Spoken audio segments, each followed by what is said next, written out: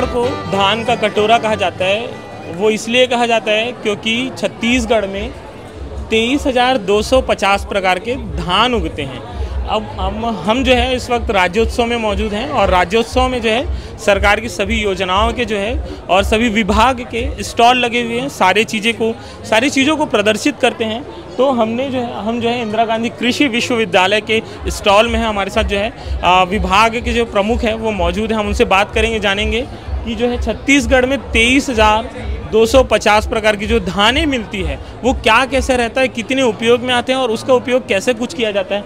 और भी आगे हम लिस्ट में देखें तो लाखड़ी के जो है 1964 जो है प्रकार हैं, अलसी के जो है 1450 प्रकार हैं। अगर मैं बोलूँ कैमरामैन को सारे चीज़ जो है एक बार लिस्ट में दिखा दे, कोदो के 40 प्रकार, कुटकी के 50 प्रकार है। तो छत्तीसगढ़ में सारी चीज़ें जो हैं एक नहीं अनेक प्रकार के मिलते हैं। हमारे साथ प्रोफेसर सर जी मौजूद हैं, सारे चीज़ जानते हैं।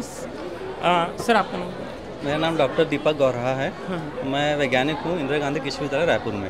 सर जैसे छत्तीसगढ़ को धान का कटोरा कहा जाता है और यहाँ पे जो है 23,250 प्रकार की धानें मिलती है, कैसा कुछ रहता होगा सर? मतलब उपयोग कितना आता होगा और क्या क्या उपयोग आप लोग करते होगे उस चीज़ के लिए? जैसा कि आपने बताया कि हमारे छत्तीसगढ़ में 23,250 धान की जो अपने पास जन्म प्लाज्म उपलब्ध है जी। ये आपको जानकर खुशी होगी कि पूरे विश्व में हमारा जो इंदिरा गांधी कृषि विश्वविद्यालय है वो सेकंड नंबर पे आता है। और पूरे इंडिया में ये फर्स्ट रैंक है जहाँ 23,250 धान की जन्म प्लाज्म संरक्षित की जाती है। अब ये है कि इसका उपयोग कैसा किया जाता है। आप जानते हैं जैसे हम जैसे आज की जो जनरेशन है वो बीमारी, हम जैसे बीमार पड़ते हैं, कभी किसी को हाई बीपी, हाई शुगर, है ना। लेकिन हमारे जो पूर्वज लोग हैं वो 60 साल, 80 साल, 90 साल में भी मजबूत रहते हैं, हंस-खुश रहते हैं। तो ये जो जर्म प्लाज्म जिसको बोलते हैं 23,250, इसमें ऐसे जीन्स हैं जो कीड़े मकोड़े बीमारी के लिए रेजिस्टेंस होते हैं, पाया जाता है। तो इनको हम आइडेंटिफाई करते हैं कि ये कौन से पौधे में कौन सा जीन है।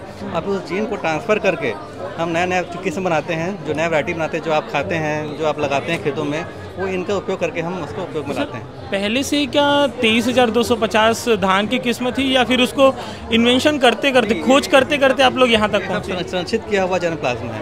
अच्छा। इससे फिर हम प्रोसेस जैसे आप देख रहे हैं यहाँ पे, जैसे तुलसी मंजरी है ना, रोटी, ये देखिए सबसे बोल्ड दाना है इसका। अच्छा, ये लॉन्ग बोल्ड इसको बोलते हैं, है ना, है ना, सबसे मोटा दाना है। बोल सकते हैं। तुलसी मंजरी से तुलसी टाइप का दिखता है, उस टाइप का दिखता है। अच्छा।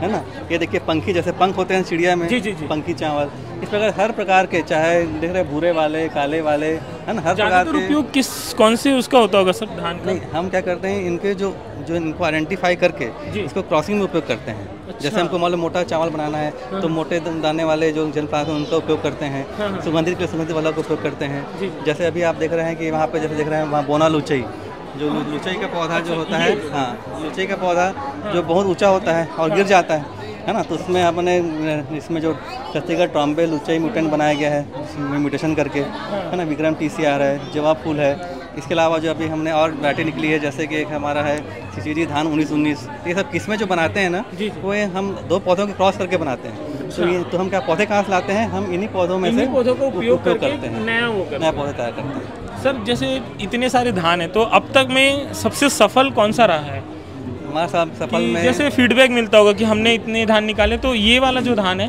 वो ज़्यादा अच्छा मतलब साबित हुआ है, बाहर के जो लोग उपयोग किए हैं उनमें, ऐसा कुछ? देखिए हमारा जब हम कोई वैरायटी निकालते हैं उसके अलग अलग प्रकार के बीज बनते हैं। नाभकी बीज, है ना, प्रजनक बीज, उसके बाद होता है आधार बीज, फिर प्रमाणित बीज। तो जो हमारा प्रजनक बीज है ना, उसका इंडियन गवर्नमेंट ऑफ इंडिया से आता है। तो हमारे पास जैसे 40 वैरायटी है तो कम से कम 30-35 वैरायटी का इंडेंट जो आता है गवर्नमेंट से आता है कि आपको इतना क्विंटल बीज बना के बेचना है, देना है सरकार को।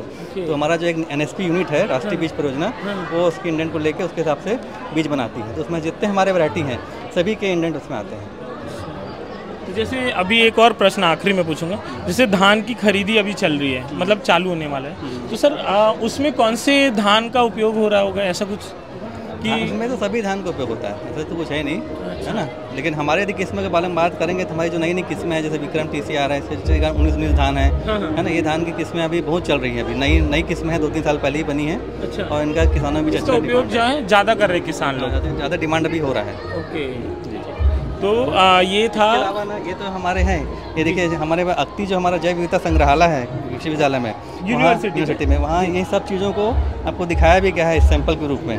ओके, तो ये सारे भी इसके। अच्छा, ये हम जो है दुबराज जो हम खाते हैं वो ये एक प्रकार है, और जो है राजा भोग जो है बहुत चलता है मार्केट में। जौ फूल चलता है। हाँ, जौ फूल हो गया, ये जो आप खाते हैं वो सारी चीज़ जो है वो सब आपको देखने को मिलेगा। अच्छा, तो ये था छत्तीसगढ़ को धान का कटोरा कहा जाता है। उसका मुख्य कारण वही है कि छत्तीसगढ़ में 23,250 प्रकार की धानें मिलती है, इसलिए छत्तीसगढ़ को धान का कटोरा कहा जाता है। बाकी सारी चीज़ें जो हैं प्रोफेसर सर ने हमें सारी चीज़ बताया कि क्यों कहा जाता है, किसका उपयोग ज़्यादा हो रहा है। मैं रवि प्रकाश, शिवनाथ संवाद के साथ आप बने रहिएगा। धन्यवाद।